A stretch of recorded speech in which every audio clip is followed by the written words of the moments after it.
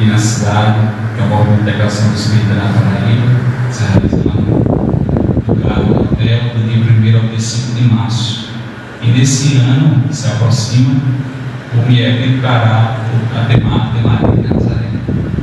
Eis aqui a tua serva. E a gente sempre, quando fala de Maria de Nazaré, e as pessoas perguntam dentro da doutrina espírita, mas Maria, vocês falam de Maria? Quem é Maria para vocês? Eu lembro que quando houve o lançamento dessa temática para o MIEP, soou um pouco forte, porque muita gente que não conhece a doutrina espírita não sabe nem que nós acreditamos em Deus. Quanto mais quando se fala de Jesus, quando se fala de Maria, quando se fala dos guias espirituais, que para algumas religiões são os anjos de guarda. Mas nós, para entendermos um pouco da evolução do mundo e da evolução que nós estamos buscando, que nós miramos o nosso modelo e o nosso guia, que é Jesus, nós precisamos falar um pouco desse espírito evoluído que aqui esteve conosco também, Maria de Nazaré.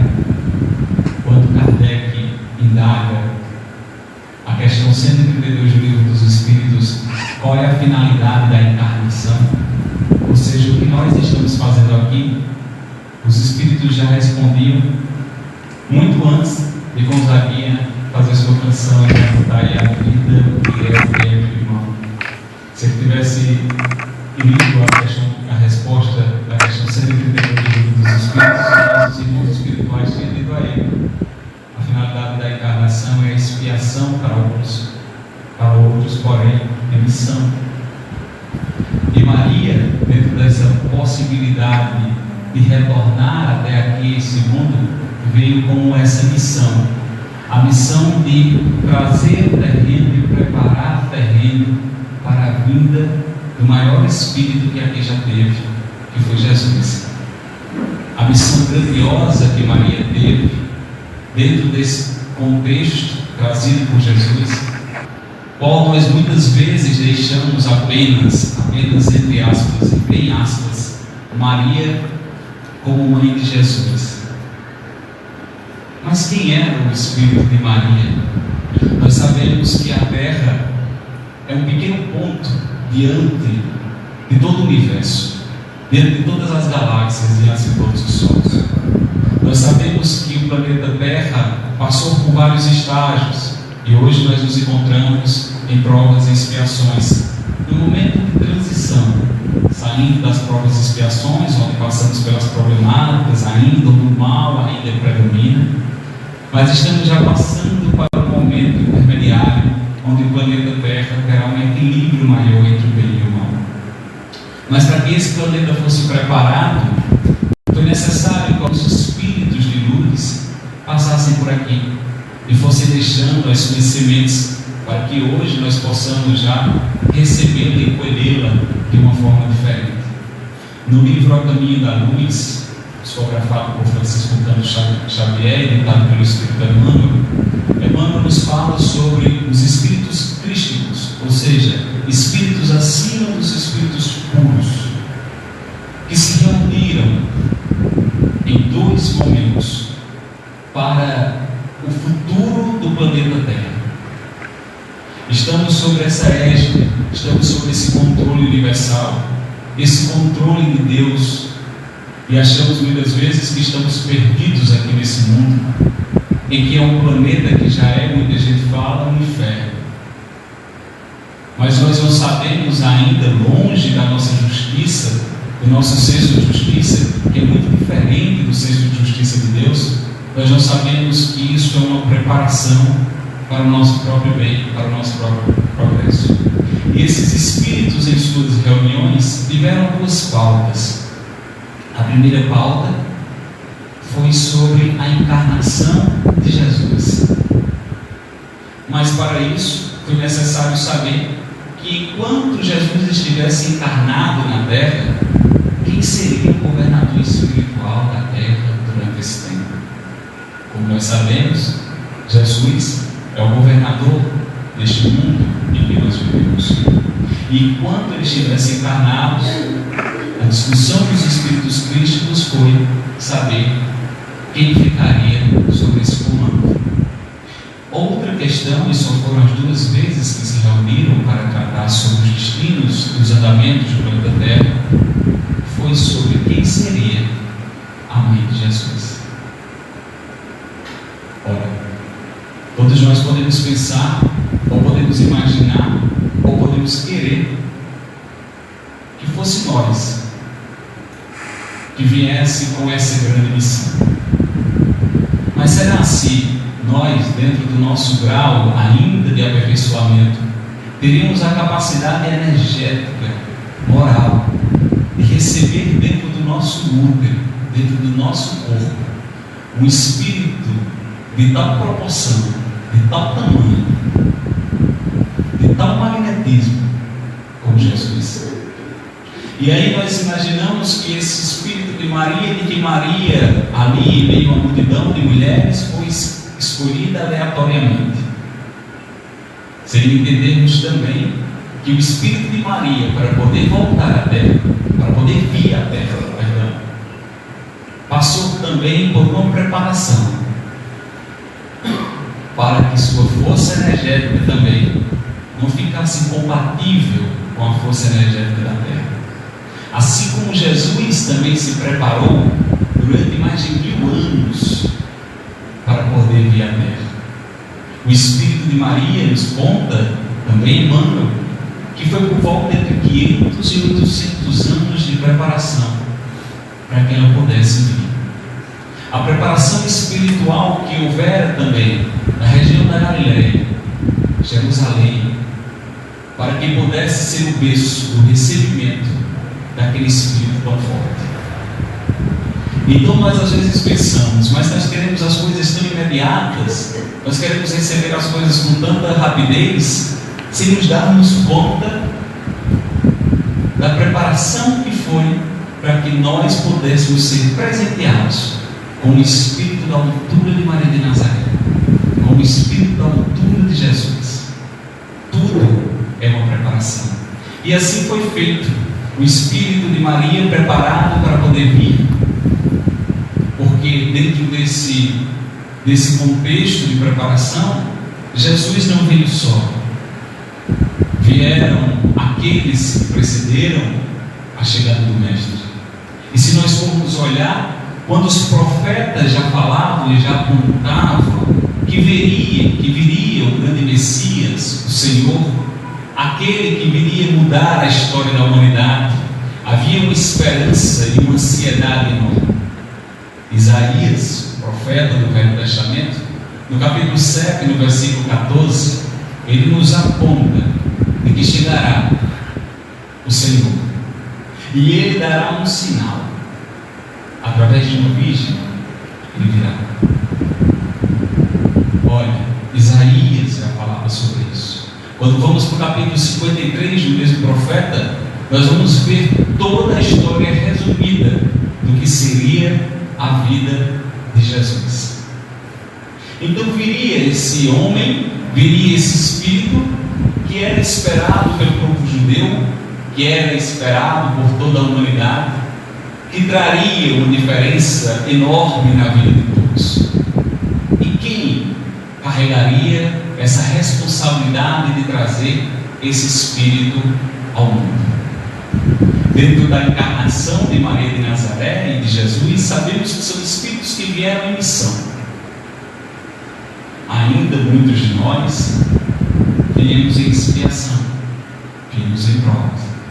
Mas o amor de Jesus, o amor de Maria, fizeram com que ele voltasse, até indo ao encontro de uma lei do progresso, mas voltasse por amor a nós, para nos ensinar a amar. E às vezes eu me pergunto, estamos aqui sempre na luta pela evolução, pelo progresso, porque é lei.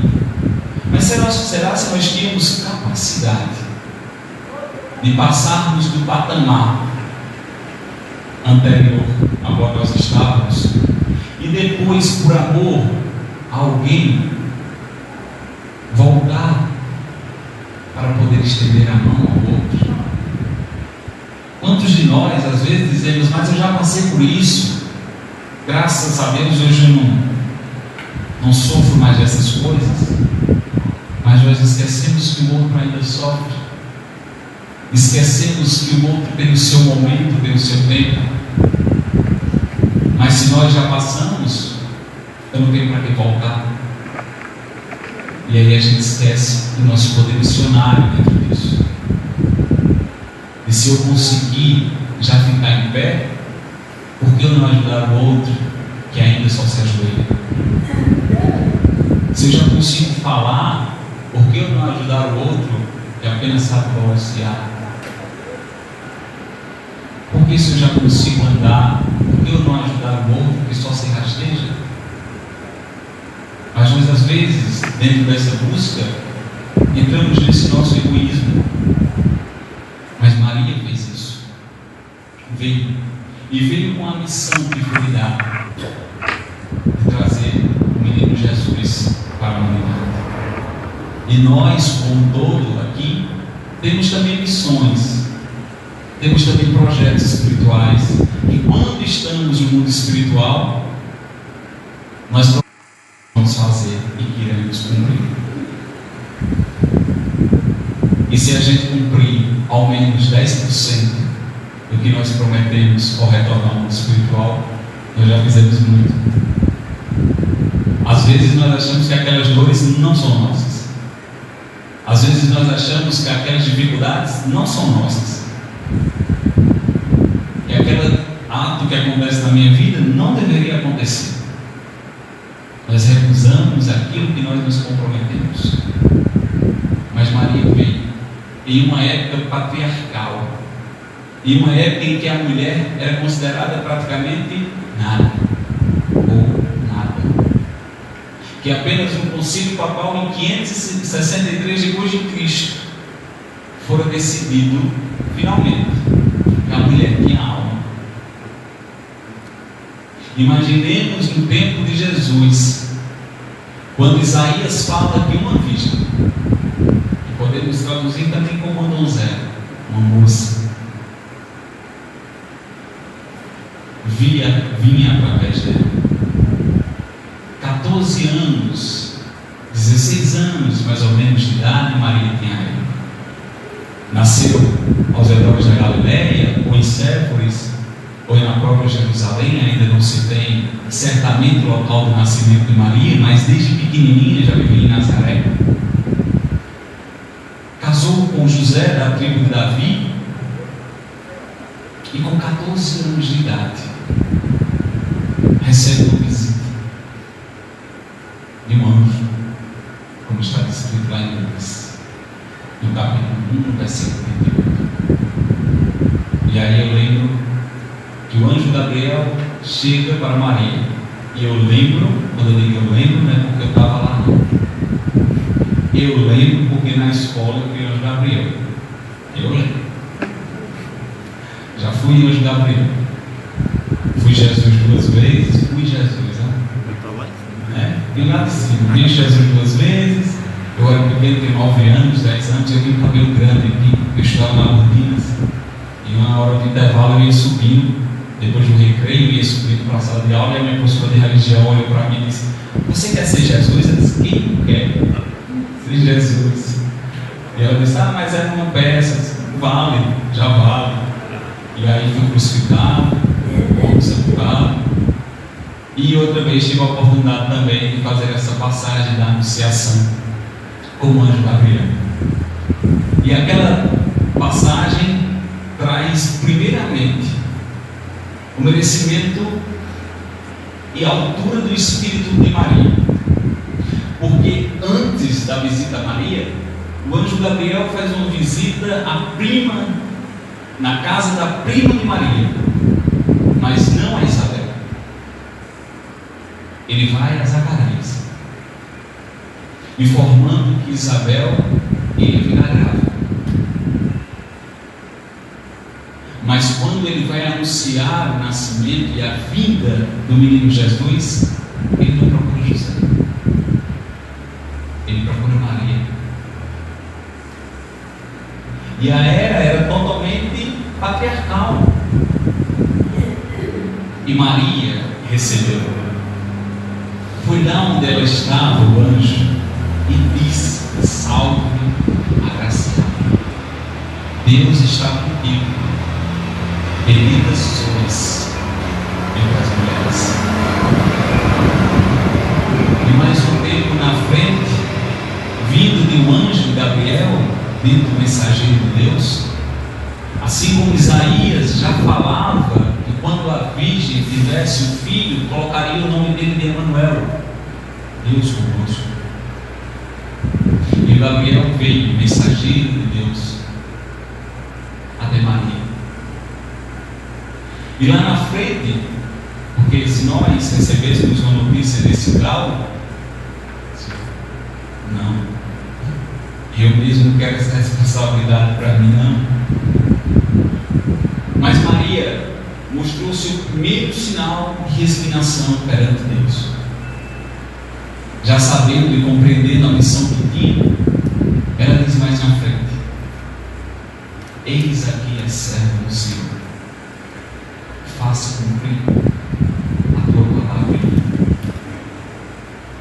Lembrando muito antes do que o próprio Jesus nos falou sobre deixar o alto, cuidar das coisas do alto, quando ensinou nas bem-aventuranças o Pai Nosso,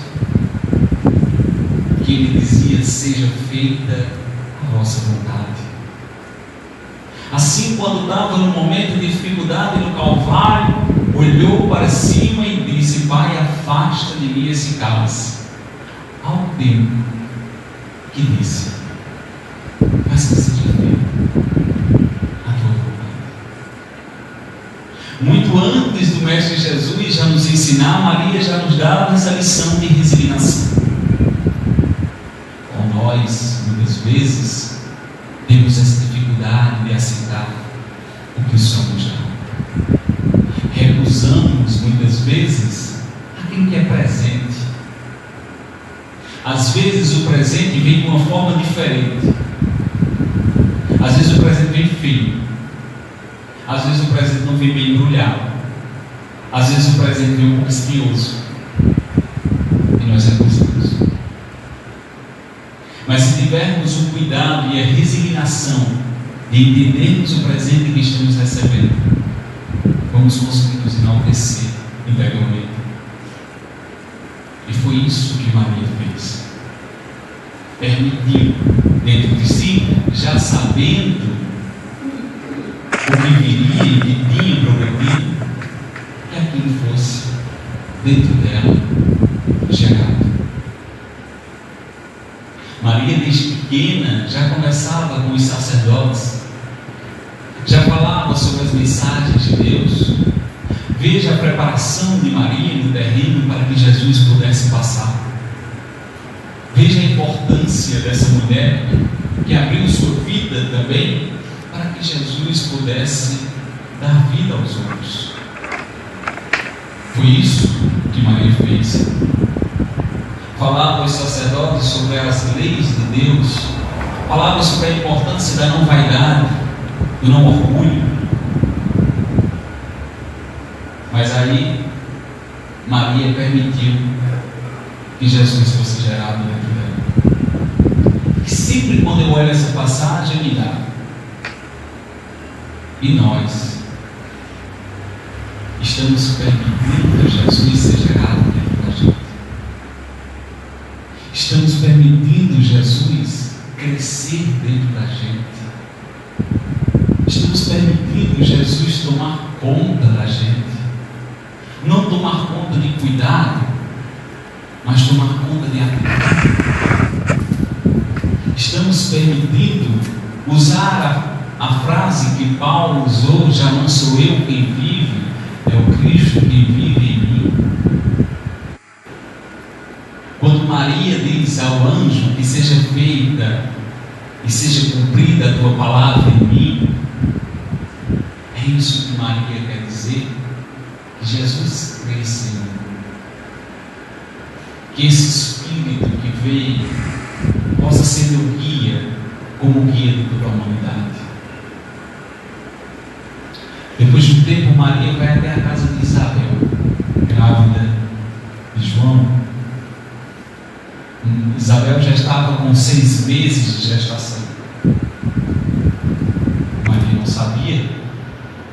E ao chegar na casa de Isabel, Isabel recebe e exclama: Ave Maria, bendita sois tu entre as mulheres, e bendito é o fruto do teu ventre. No momento que Isabel fala isso, o menino João, que estava na barriga dela, salta e dá 3 pancadas na barriga de Isabel, dando boas-vindas a Maria. É o fruto do seu ventre. O magnetismo que liga os dois naquele momento já se encontra. E Maria vai deixando com o tempo aquele fruto e aquele ser gerado, até que nasce o menino Jesus. Em um momento de festa, um momento de alegria, que ainda os historiadores nos falam que não é gravado certo que o nascimento de Jesus tenha sido em dezembro. Alguns falam janeiro, outros falam março, outros falam abril, enfim. Mas o fato não é a data. O fato é o ato em si, o acontecimento, o nascimento daquele menino. Que, lembrando que Isaías falou sobre um sinal que ele dará, o maior sinal que o menino Jesus dá é que ele nasce numa manjedoura. Diferente de tudo daquela época, em volta dos animais, e recebe a visita dos 3 reis, que trazem naquele momento uma simbologia importantíssima: o ouro, o incenso e a mirra. O ouro, que significa a realeza, e sim o rei, que posteriormente o próprio Jesus explica melhor a Pôncio Pilatos quando é indagado: quer dizer que sois o rei? Que ele diz: o que dizes? O meu reino não é desse mundo. Nasci o rei, mas o rei não desse mundo. O rei que viria mostrar a lei de amor. Depois, o incenso. O incenso que naquele tempo era sagrado, que acreditava-se que a comunicação com o mundo dos espíritos vinha através do incenso, da sua energia. E por fim, a mirra, que trazia uma simbologia mais forte. A mirra era utilizada nos velórios, já dando mais ou menos um entendimento do que seria a vida do menino Jesus. E Maria, a todo instante, ali, calada. Se nós formos olhar o Novo Testamento, nós vamos ver pequenas passagens relativas a Maria, muito mais o evangelista Lucas, que nos fala sobre ela, um pouco de João. Paulo já queria, naquele tempo, seguir e fazer o evangelho de Maria, mas não houve tempo para ele. E Lucas ficou com essa incumbência de ser o evangelista de Maria, como muito é conhecido. E Maria, a todo tempo, estava numa posição, vamos dizer, atrás de Jesus, ou ao lado de Jesus, mostrando sua humildade, sabendo da grandeza espiritual que ela tinha, mas em nenhum momento utilizando dessa possibilidade para se sobrepor ao que o mestre veio falar. Pouco se fala sobre Maria, porque ela pouco naquele momento falava. Maria falava pelo olhar. Tanto é que quando nós vamos ver as esculturas, as estátuas, nós olhamos a expressão do olhar de Maria, acalentando. E ali ficaram, receberam os reis, para que pudesse presentear o menino Jesus. Logo depois, soube que Herodes estava procurando o menino que iria nascer e que poderia tirar o seu trono, e que não queria mais um rei ali. Maria e José têm a sua fuga junto com o menino Jesus até o Egito. Posteriormente, eles retornam, e aí é uma das passagens mais belas, que está lá em Lucas, no capítulo 2, quando Maria e José vão com o menino Jesus até o templo visitar Simeão, também um profeta do Novo Testamento já.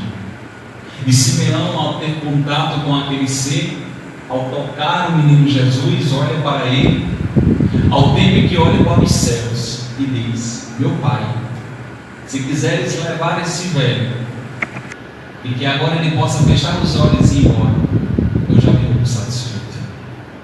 Eu vejo em minhas mãos o Messias, o Senhor, o prometido. Mas olha para Maria de Nazaré e diz: mas tu terás dores, uma dor de como uma espada afiada penetrando no teu coração. Imaginemos para uma mãe escutar isso com um filho ainda pequeno, de um profeta respeitado a ela, mostrando as dores que ela iria enfrentar. Mas Maria continua resignada, humilde, tranquila. Continua a criar o menino Jesus dentro do seu lar junto a José, passando por todos os tipos de provações e apontamentos pelo nascimento daquele menino, mas ela continua firme na sua educação. Eles costumavam ir na Páscoa a Jerusalém, e lá, em grandes e grandes caminhadas, as caminhadas da Páscoa, e numa dessas caminhadas, Jesus se perde de Maria e de José. E quem já se perdeu no meio de uma feira, sabe lá comigo eu, quando eu tenho 5 anos, eu me perdi na feira, não sabia onde eu estava. E naquele momento Maria entra em desespero em busca do menino Jesus, mas não o encontra. Até que em certo momento ela decide voltar para Nazaré. E 3 dias apenas depois Maria retorna a Jerusalém em busca de Jesus, que ainda não tinha encontrado. E ao adentrar no templo, encontra Jesus conversando com os sacerdotes. E Maria, naquele desespero, diz: meu filho. E ele olha e diz: minha mãe, eu estou ensinando as coisas do meu pai. Se fosse minha mãe, ela tem que pegar a orelha. 3 dias você sumiu.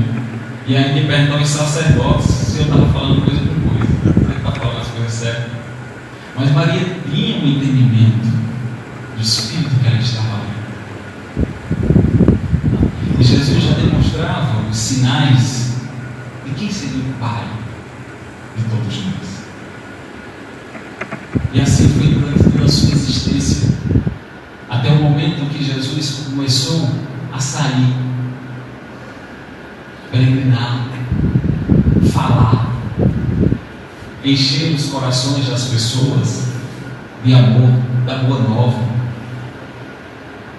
E Maria constantemente ao lado do Mestre, sem falar, sem repreender, auxiliando com amor. Até que Jesus faz todo aquele estardalhaço frente aos poderosos romanos, que não conseguiu compreender nem aceitava as suas falas e o seu apontamento. E com isso, foi preso. E Maria está em casa, e João bate. Maria sai, e João dá a triste notícia: levaram ele, o prenderam. Veja, levaram ele. João diz, introdução, porque Maria já sabe. Lembra imediatamente das palavras de Simeão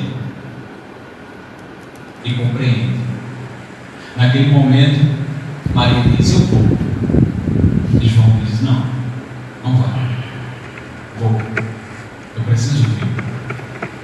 E Maria acompanha Jesus durante todo o seu calvário. E aí podemos dizer: a Maria é masoquista.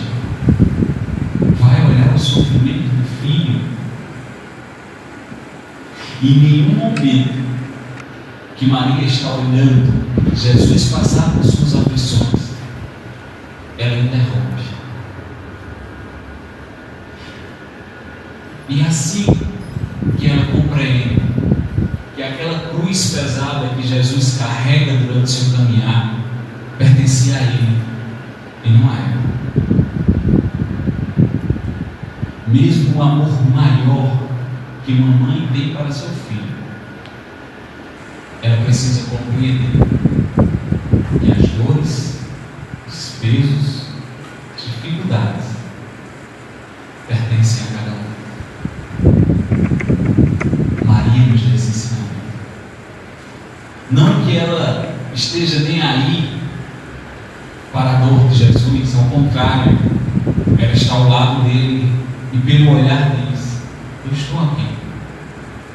E quando a gente está jogando bola, quando a gente está na natação, pequenininho, quando a gente está disputando uma corrida com um amiguinho, que a gente olha para a arquibancada, olha para o lado e vê a figura do pai ou da mãe, a gente se enche de vontade, de força.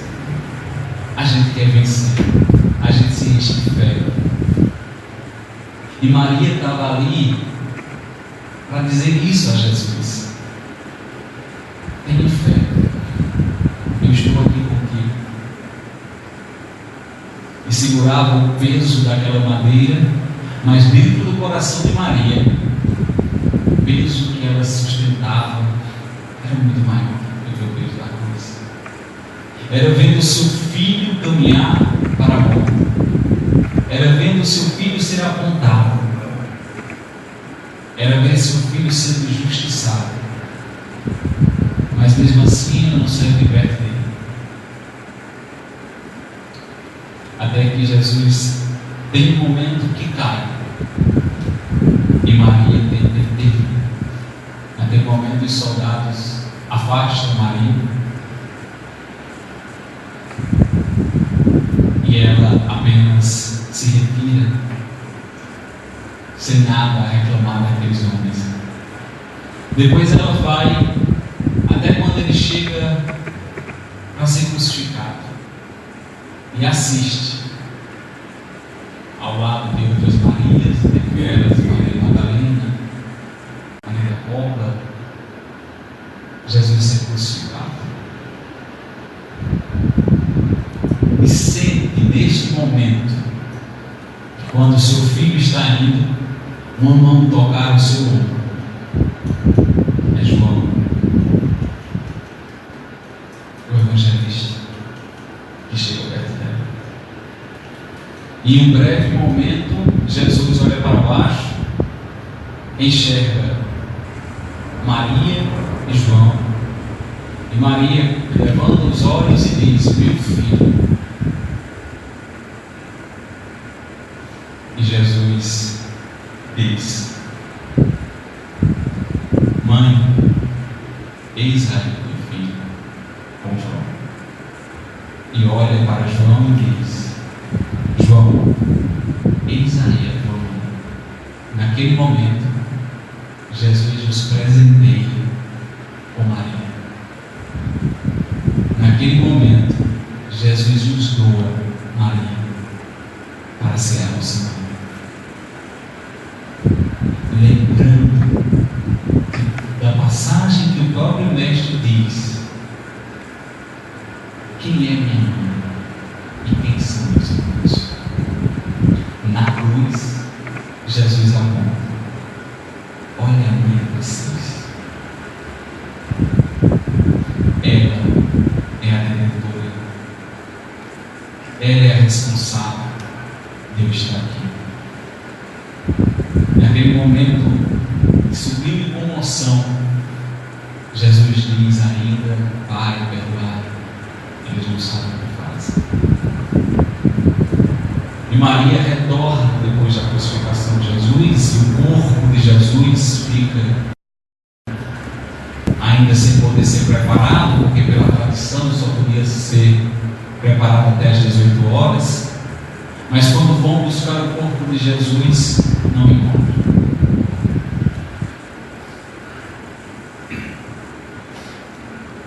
E ali, no momento da crucificação, os seus discípulos também não estavam. Ele é João.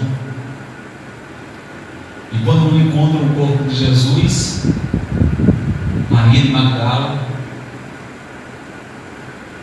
é agraciada com a presença do Mestre. E ela vê, e quando vai tocá-lo, ele diz: não me toque, eu ainda não fui ao meu Pai. E dentro daquele êxtase, ela sai correndo até o templo onde estão os discípulos e diz: eu vi Jesus. Ele apareceu para mim. E tomado de raiva, às vezes, ou de ciúme, ou de vaidade, os próprios discípulos disseram: não, a ti não. Por que ele não aparece a mim? Por que uma mulher da vida? Ora, porque é Jesus. Quem Jesus escolheu durante toda a sua vida? Jesus preferia muito mais os verdadeiros do que os fariseus, muito mais aqueles que tinham transparência do que os escribas. Pedro dizia: por que não a mim? E a gente esquece de um fato, que lá no momento da morte, um traiu, um negou e 9 fugiram. Apenas João estava lá. E no meio de toda a descrença de Maria de Magdala, ela escutou uma voz próximo a ela. Como ele estava? Eu acredito em ti. Era Maria de Nazaré. Com amor de mãe, querendo saber notícias do seu filho, e acreditando naquela criatura que ela sabia no íntimo que ele tinha a capacidade de aparecer para ela. Porque as escolhas de Jesus eram muito diferentes das nossas escolhas. Jesus escolhia pelo íntimo, pela possibilidade de florescer, e não porque só floresce e a gente só vê do lado bonito. Jesus ainda já via na semente a beleza que existia nos outros. E Maria de Magdala conta de uma forma linda o aparecimento de Jesus.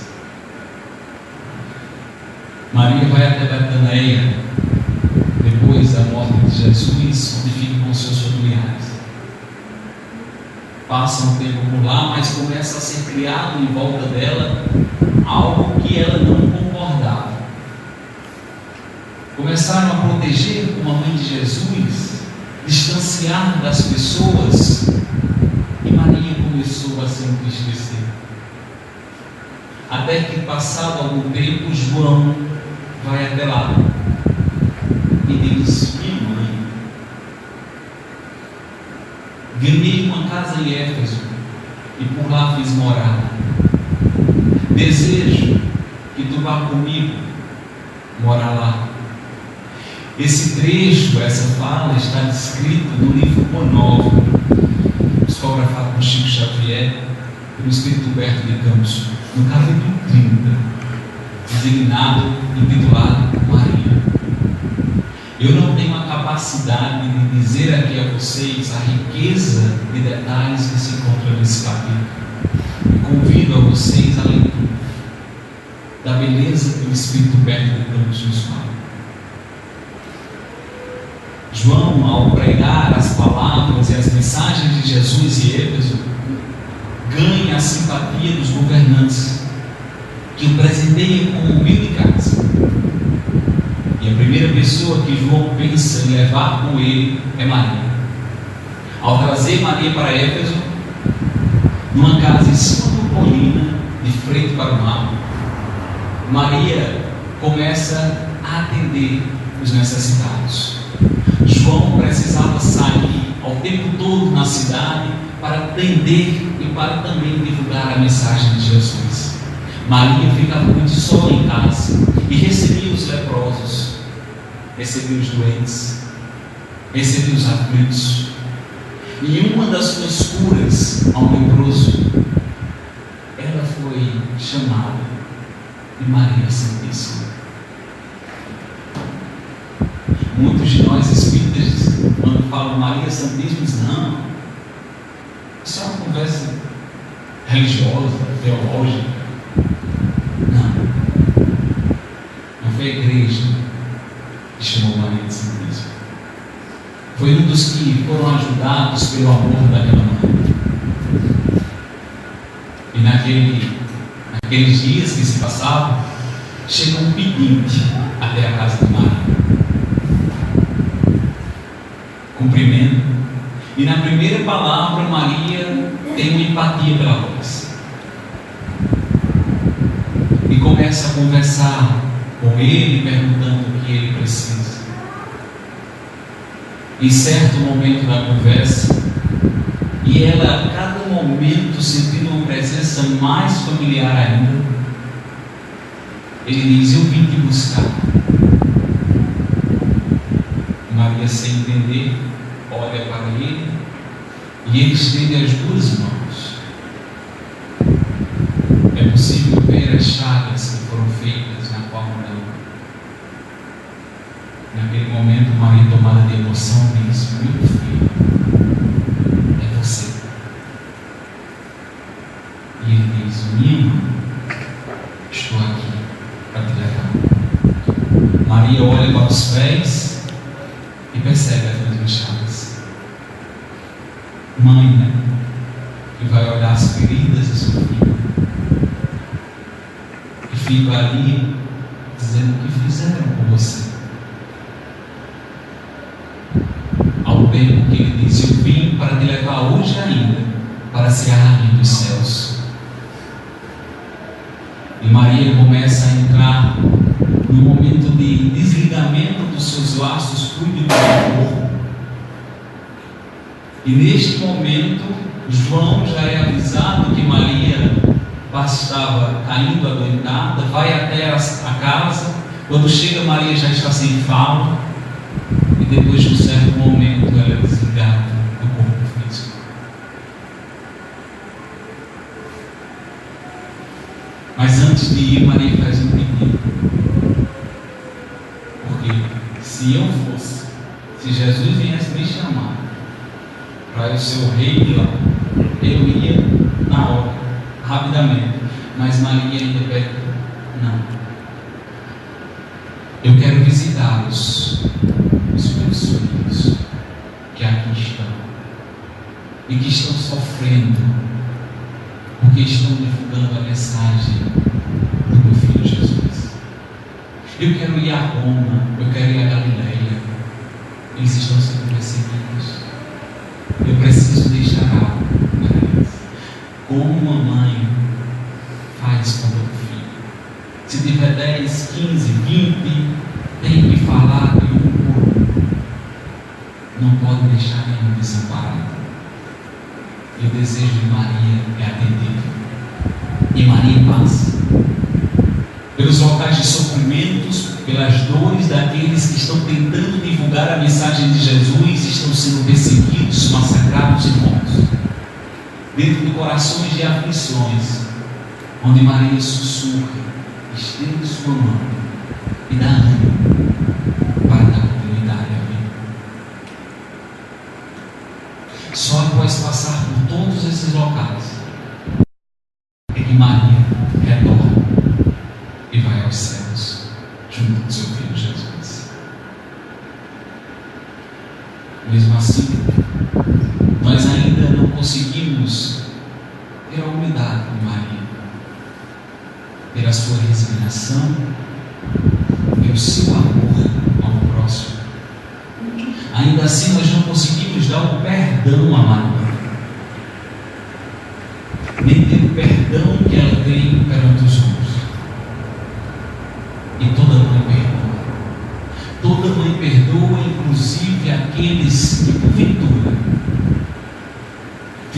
mal do seu filho, quando o seu filho lhe pede muito, perdoar. Foi o que ele disse: eles não sabem o que fazem. E Maria tinha esse entendimento. E no livro Pontos de Ouro, psicografado por Francisco Canto Xavier, por vários espíritos, nós vamos encontrar Maria, que no mundo espiritual comanda hoje uma falange de espíritos, como nos fala o espírito Camilo Castelo Branco, psicografado por Ivone Pereira, no livro Memórias do Suicídio. E Maria está à frente dos servos de Maria, nome do grupo no mundo espiritual, que auxiliam os suicidas, que estão presos ainda na sua consciência. Que lá também existe um hospital chamado Maria de Nazaré, que acolhe esses irmãos que estão em sofrimento. E numa dessas andanças nos conta Chico, através de Maria Luísa, o encontro de Maria de Nazaré, o encontro do perdão, do amor de toda mãe, que pode ser o maior mal que tem feito. Maria tem a capacidade disso. Maria Dolores conta, depois de muito tempo preso aos quadros da crucificação do Calvário, Judas encontra-se cego no além, solitário e profundamente triste. Triste também era o cenário. O céu encontrava-se nevoento, cansado de remorso e tormento. Ele senta. As lágrimas quentes começam a brotar dos seus olhos melancólicos. Naquele instante, nobre mulher, vindo dos mundos superiores em celestes esplendores, aproxima-se, que ele quase não percebe, e lhe diz: meu filho, por que choras? Então não sabes? Sou morto-vivo, matei-me, estou aqui de pé, sem consolo, sem amor e sem fé. Não ouviste falar de Judas, o traidor? Fui eu que aniquilei a vida do Senhor. Inicialmente quis fazer o rei, mas só lhe impus sofrimento, martírio, sangue e cruz. Em flagelo e aflição, eis minha vida que se reduz, nobre Senhora. Afasta-te de mim, deixa-me padecer nesse inferno sem fim, nada me pergunta, retira-te. Não sabes do tormento que me agita, nunca penetrarás na minha dor infinita. O assunto que lastima é unicamente meu. Mesmo assim, a nobre dama respondeu: eu sei das tuas dores, eu sei das tuas lutas, eu sei da dor que causa o remorso que escutas. Mas eu vim apenas para dizer que Deus é amor em toda parte. E continuou sereno: a bondade do céu nunca contempla. Venho como uma mãe em busca de um filho amado. Sofre pacientemente tua dor, tua prova. Em breve terás existência nova. Não te sintas sozinho, desprezado. Mãe, não me fale de mãe. Depois de me enforcar no galho de uma árvore de figueira e acordar na dor da verdadeira vida que estou, procurei abrigo nos braços da minha pobre mãe, que com medo dos meus próprios sofrimentos expulsou-me depressa. Então, por favor, não me fale de mãe, não me fale de amor. Mesmo assim, a doce dama continuou: por mais que me recuses, eu me altero. Eu te amo, meu filho, e eu quero que me obedeça. Em breve terás o coração banhado pelas águas do esquecimento. Terás uma nova existência de esperança. e eu te levarei e te guiarei ao regaço de uma nova mãe. Pensa nisso e descanse. Naquele instante, Judas, como se tivesse esquecido ao próprio dor ou acordado de um pesadelo atroz, perguntou: que és tu que me falas, mesmo sabendo-me traidor? És divina mulher e irradiante amor, ou um anjo envolto em luz? Naquele instante, olhando frente a frente, ela disse simplesmente: eu sou Maria, a mãe de Jesus. Que possamos seguir os caminhos dessa mulher, que nos possibilitou conhecer o nosso modelo e o nosso guia. A nossa mãe, que abre os seus braços para cada filho igual ao seu colo, assim como na imagem de Piedade, no momento em que nós conseguimos ver Maria com Jesus no colo, é o momento que o corpo dele desfalece. Ali está a abnegação, o amor e o desprendimento de Maria de Nazaré.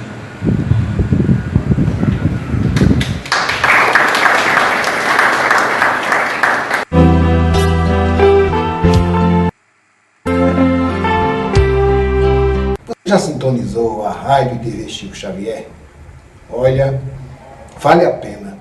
Recomendo, porque lá você vai encontrar tudo sobre a doutrina dos Espíritos. Palestras, discussões, informações, enfim. Uma emissora do bem, onde você vai se situar com tudo que a doutrina dos Espíritos traz de bom pra gente.